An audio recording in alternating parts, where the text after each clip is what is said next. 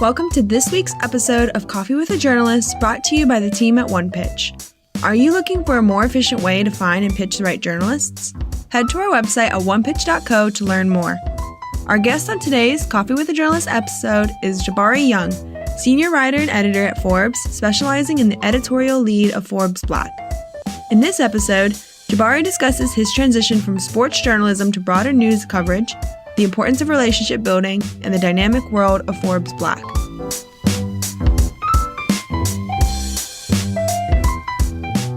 Welcome, everyone. This is Coffee with the Journalist. I'm Beck Bamberger. I am literally in a coffee shop in New York City, so this is a special edition of Coffee with the Journalist. Jabari, where are you at? Looks like a home office. I'm in Jersey at home, but if I'd known you were going to be in New York, I would have just joined you. We would have had coffee. We could have just did it live. We could have been Rick at the.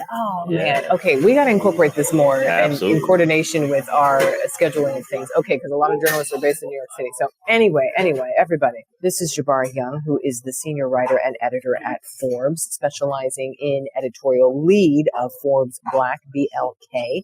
We're going to get into all the things, but Jabari, thank you for being here. It's a pleasure to be here. You know, when I went and saw the pitch, Coffee with a Journalist, I'm like, of course I got to do it, right? You know, all these phenomenal journalists you've had on. And so thank you so much for the time, Beck. I appreciate it. We've had so many great ones, truly.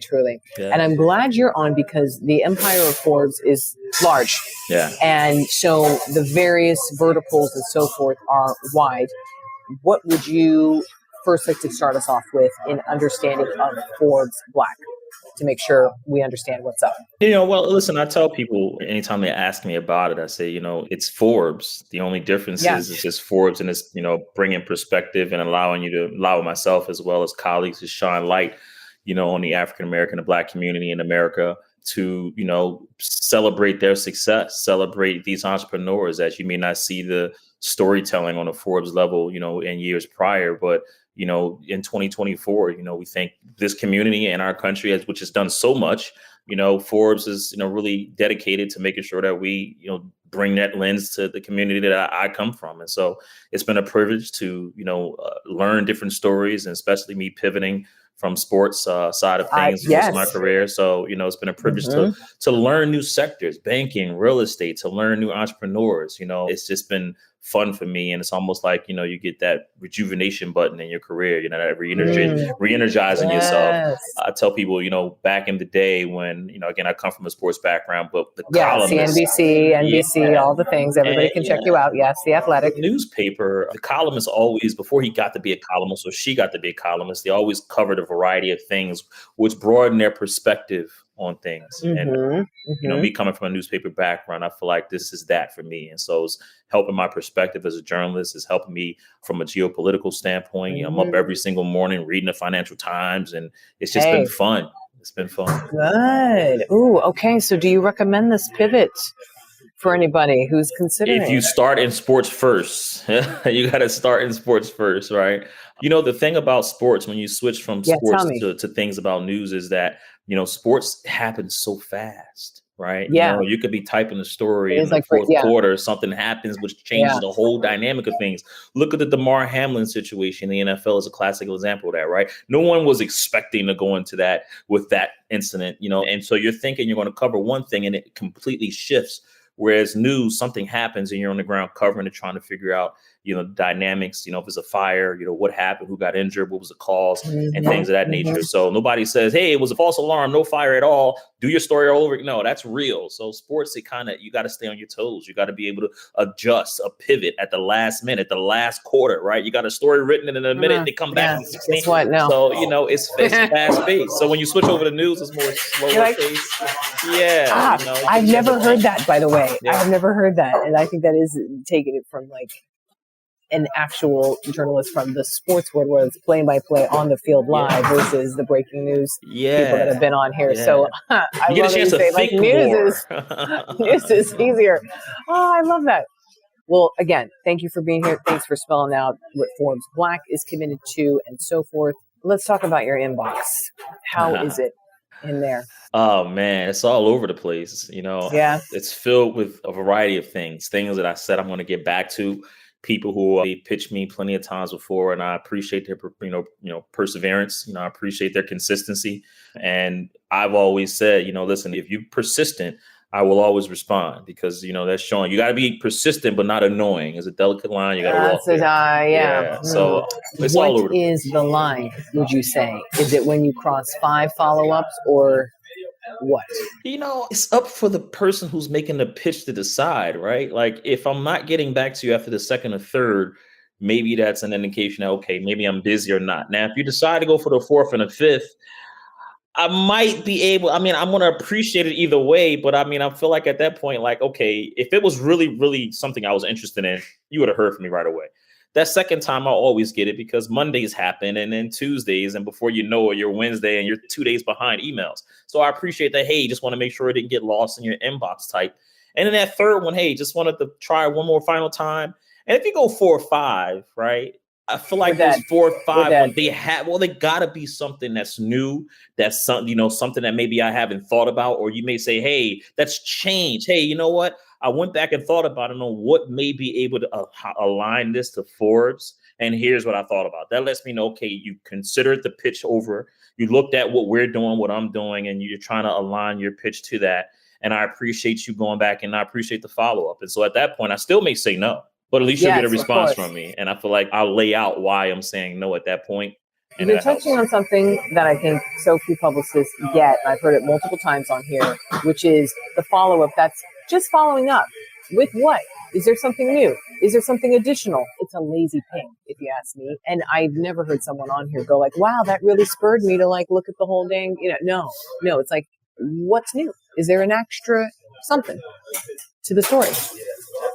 Yeah. You always want to see exclusivity, right? You always want to see those ones that now those get my attention when it says exclusive. So you want to see that in the headline? Of course. Or the subject line? I would love to see it in the subject line. It helps, but then I will also, don't fool me with it either. Don't make me think it's an exclusive of something that I'm going to jump at, and then when I get down to the second or third grab, it's like, this is BS. You know what I mean? So don't fool me with it. Make sure that you align it to my coverage area, to things that I'm interested in. And I feel like, I try to do a good job on social media, kind of laying out the things that I cover, the people who I talk to, the things I like to kind of report on. And so I think if you match what I put out there, if you match what I wrote, if you match my past, you should be able to align a good pitch. Those people who you don't do that, it comes across immediately. Yes. Now, you earlier said, I'll open that pitch immediately, and you're going for it. What makes that pitch stand out to you?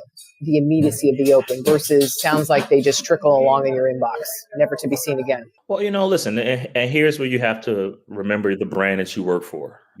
Just because it's exclusive doesn't mean it's a Forbes exclusive, right? It might be a Forbes contributor exclusive, and contributors are freelancers that are outside of our news organization. I really don't have too much to do with that side. But I think if you make it a Forbes exclusive, that's when it catches my attention. Now, what is a Forbes exclusive? Hey, Pharrell Williams is going to be in town, and he's going to be here. We want to have you here, and we think we can line him up for 30 minutes because, Jabari, we know you like to do the, on site. That's my type of email. Now you're going to give me, I'm not even going to reply. I'm going to call you, right? Because I appreciate the art of the phone call. I'm going to call you. Phone call. Absolutely. Especially if you have your number there, and introduce. And most people that you find, oh my God, I can't believe you called me. And it's like, I know. That's what the phones are for. The phones aren't to call. Cool. Like, actually have a reporter call you, but seriously, I have a cell phone number in the bottom. And I feel like a call is more intimate. It's letting you know that, hey, I'm really serious. I'm not just going to get lost in the emails. Let's find a way we can make this work. I see that he's going to be in town, so I want to really align these things, because when Forbes rolls out the red carpet, they roll out the red carpet. You're talking production staff. You're talking clean cameras. You're talking quality journalism, right? And so, you want to make sure that's a big deal. You're showing up. Oh, absolutely. Okay. You got to make sure that it all aligns. Ooh, so you want the call from you. What a publicist day is made when it's like, oh my God, they want to do the feature, they want to do the segment. Oh yeah. And it all rolls out. You're talking, hey, now I got to run this up to the magazine side, because it can turn into a magazine daily cover, or it can turn into a hard cover, or the magazine may want it. And if the magazine wants it, now I got to hold off on putting it out there on social media, because, it's a whole different editorial process. So, That's the beauty of Forbes. There's so many different layers that we can offer of journalism, of quality journalism. It's just a matter of what fits, right? But it all starts with, again, that initial pitch. And if that initial pitch, if you're talking my language from an exclusivity standpoint, from a standpoint of where, hey, it may not be a celebrity, but this person matches the Forbes pillars. He or she's wealthy. That individual's impactful. They just raised $100 million or two. They're sitting on a $100 million company. Like, it's those type of pitches that you want to see. And I feel like you can always make it work where it's a win-win. Today's interview will continue after this brief message brought to you by OnePitch.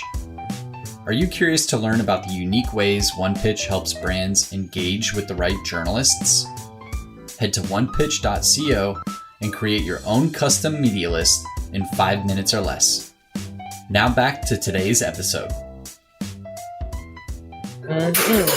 Ooh, this is so good. Okay, for the inbox though, let's get back to that. Do you just let it ride? Do you have 67,000 unread emails, or do you have a filing system? What are we doing? Yeah. So, when they come in, I mean, listen, I'm always glancing at it. Even when you're on vacation, You just can't help but to not peek, right? You can't turn it off. You just can't turn it off. It's so awful. Yeah. Maybe in 50 years too, we'll be like, oh my God, remember we had emails? I'm telling you, it's the death of our brain cells. Yeah. It's a curse. It's our curse. But so, I'm always glancing at it. The ones that come in, on the weekends are the ones that are most interesting because I too send emails on the weekend. It allows me oh yeah, I do it. You want to pitch on the weekend? If it's a good one, yeah. Because, the weekend things are slow. I'm not getting 7,000 messages from people that are just working the Monday through Friday. One of the best pitches that I always ask entrepreneurs about is, hey, what got you to get that investor or that celebrity investor to say yes? And one of the best pitches was this guy who pitched Mark Cuban at 10 p.m. at night. And the opening line was, hey, I'm just going to take my shot. You might be up. And it just so happens that Mark Cuban was up and he found it like he's reading it at 10 o'clock at night. And it's like you court his attention. You know what I mean? Yes. And he is famous for answering emails. Yeah, Yes, absolutely. He says this very openly and so forth. And so if I see a good one on a weekend, on a Saturday morning or Sunday, because Beck, I'm up very early. And so if I see one that comes in, you're going to capture my attention. And I'm going to dive into it, right? Because I never like to leave people unread or unresponsive. I try to get back to as many people as possible. It's not possible all the time, but I try. I was going to say, you're one of those. God bless you. Yeah, but so when you see something that comes in during the weekends, I'm a sucker for that. And again, you got to make sure that it makes sense. You have to make sure that you know the brand. You got to know who you're pitching. I'm not a contributor. I'm a staff writer. You're getting magazine quality. Yeah, it's a big distinction. You're getting a quality magazine, offer at the end of the day. Yes. And there are many, many, many, many contributors at Forbes. I'm a former one in the travel section. I mean, thousands and thousands and thousands. I don't wonderful know the too. They're wonderful. Oh, I know. Wonderful. It's a content machine. It's the empire. But there's two forms of Forbes. Obviously, because you're on one side of it, and the other side is versus the red carpet side. Yeah. It's like, I tell people, it's like the difference. Like, Toyota makes Lexus and they also make Toyota. So if you look at Forbes as under an umbrella, right, there's the Lexus, which is the Forbes newsroom. And then you have now listen, Toyotas make nice cars. The Camry is beautiful, right? And the Highlander is beautiful and all of that. And I used to work at Toyota, so I know. But then when you go to Lexus, it's a little bit more upscale luxury. It's different. Right? That's a different thing. That's what it is. Different thing.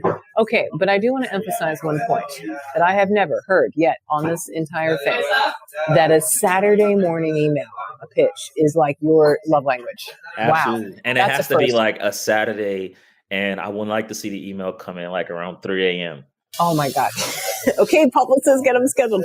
No, what I think is just, I want to do like some awards for all the gem little nuggets I've heard on here so far. Well, there's a reason behind that. And that's because Quincy Jones, the famous producer, always used to do his best writing at nighttime. And so I have a habit, because I come from the sports days, where I might get up at 2 a.m. in the morning, because if I really wanted to go recap the sports day, because I missed so much of it, because I'm dived into something else, I get the clear highlights at 2 a.m. in the morning on the Sports Center. I got to worry about no riffraff, no talking. I could just get the highlights, the content. I'm done. And while I'm doing it, I'm scrolling through, see if I see some interesting emails, right? Because I'm multitasking.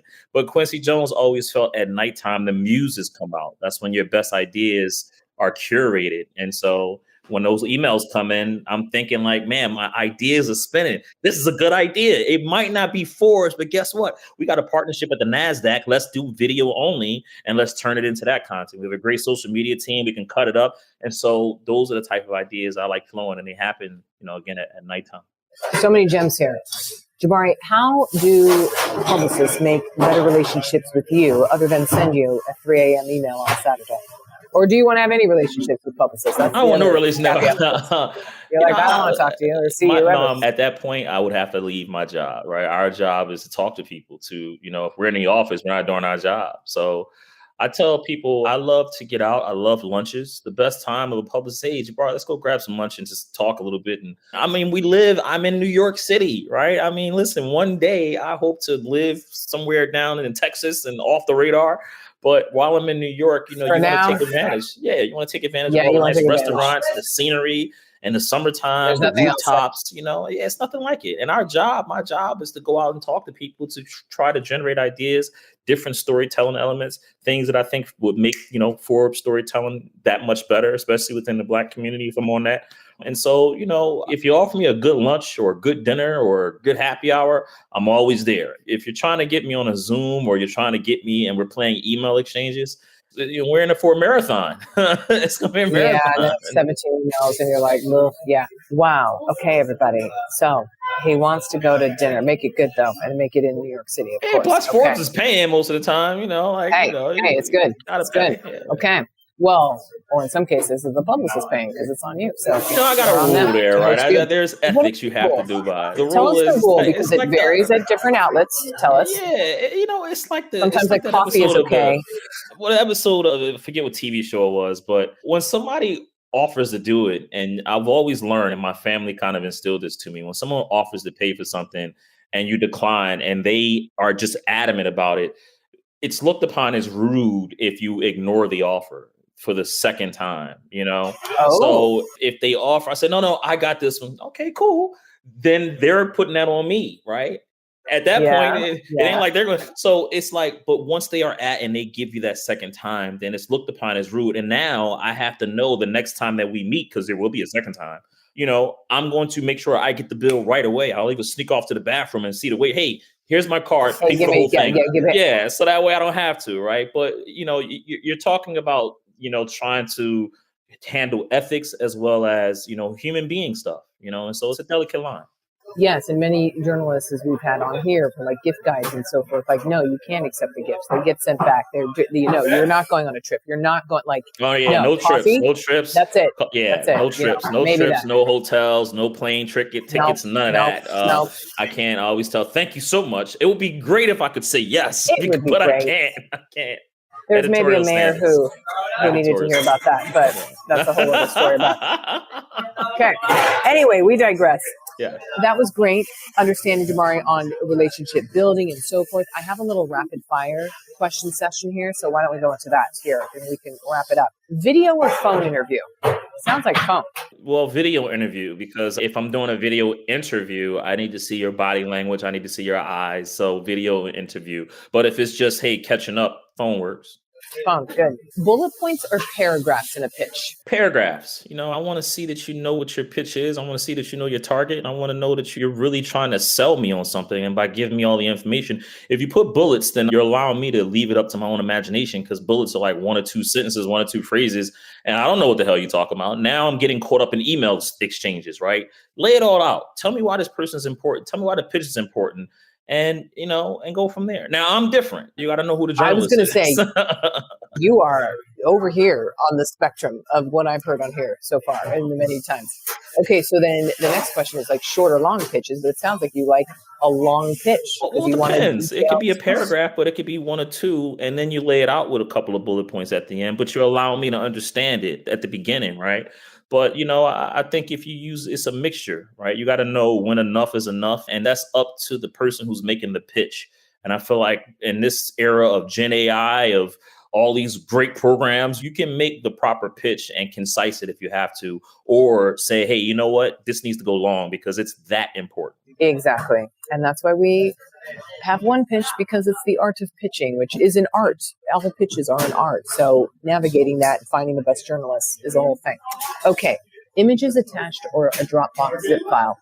Images attached. We're getting into this technology stuff now where Forbes are sending, they have like 7,000 cybersecurity links that we got to go through all the time. And they're always telling you, don't click the link. Don't click the link. And so I don't click. I usually don't click the link. Okay. Good to know. That is actually, we haven't talked about that recently so much on here. And I want to do that more, which is just from a cybersecurity perspective. Yeah, don't have the links. You gotta be careful. Anyway, yeah. Okay. Email or a DM to Instagram or Twitter or X, whatever. Like, do you always email? Always email me. Instagram, and is Twitter still a thing? A little X. I mean, who's on there? I don't know, but yeah, but it exists somewhere.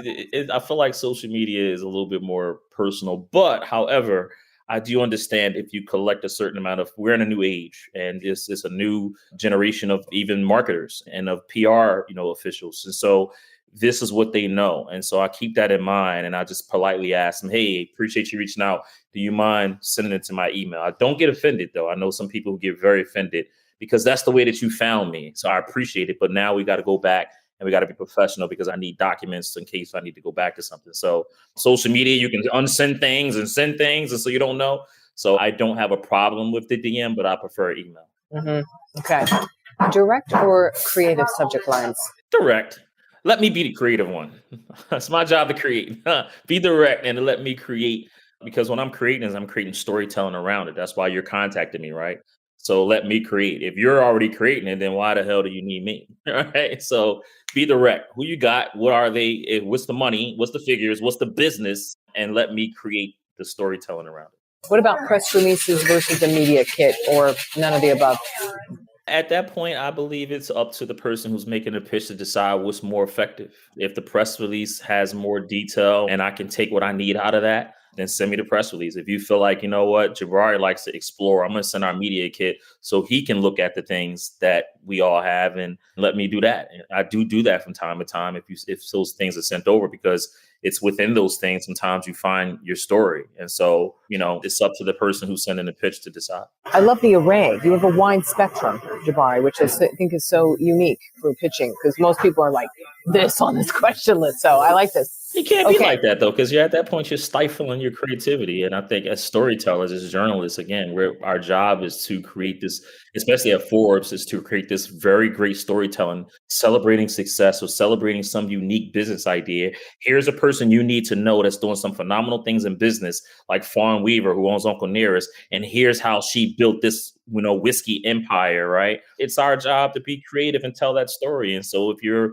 blocking off different ways to do it, or you're blocking off, as Quincy Jones would say, the muses, then you're doing yourself a disservice. And you're doing the public a disservice, because our job is to report to the American public. Publicist dream here. Publicist dream. I love it.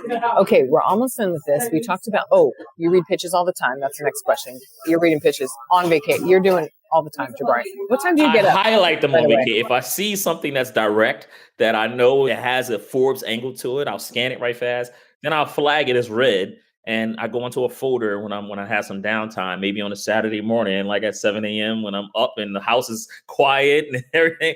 Then at that point, I'll go through that folder to say, okay, let me see the ones that I saw was interesting and do the proper job of scanning it. And then, and then replying to that individual or whether or not it aligns to how I see that the storytelling is. And if it doesn't, then, I'll look forward to the next pitch.